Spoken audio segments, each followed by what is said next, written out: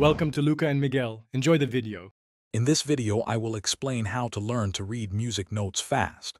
We will begin by exploring the fundamental structure of the musical staff, understanding its 5 lines and 4 spaces. Next, we will identify the distinct treble and bass clefs, learning their importance in determining pitch. Finally, I will share easy-to-remember mnemonics that will help you quickly master the names of individual notes. Let's get started on your journey to reading music with ease. The foundation of reading music is the staff, which consists of 5 parallel lines and 4 spaces between them. These lines and spaces represent different pitches.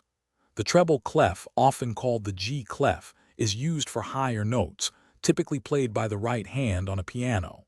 Conversely, the bass clef, also known as the F clef, is for lower notes, commonly played by the left hand. Understanding these basics is your first step. Memorizing note names becomes simple with mnemonics.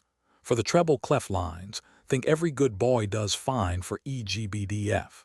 The spaces are even easier, spelling FACE from bottom to top. In the bass clef, the lines are GBDFA, which you can remember as "good boys do fine always." The bass clef spaces are ACEG, easily recalled with "all cows eat grass." These tricks make learning fun. Beyond pitch, understanding rhythm is crucial. A whole note holds for 4 beats, a half note for 2 beats, and a quarter note for 1 beat. An eighth note lasts for 1/2 beat. To truly learn fast, consistent practice is key. Dedicate just 15 to 20 minutes each day. Use flashcards or engaging online applications to reinforce your knowledge and make learning interactive. Regular, focused effort will lead to rapid progress in reading music. Thanks for watching and please subscribe. It's the best investment you'll ever make.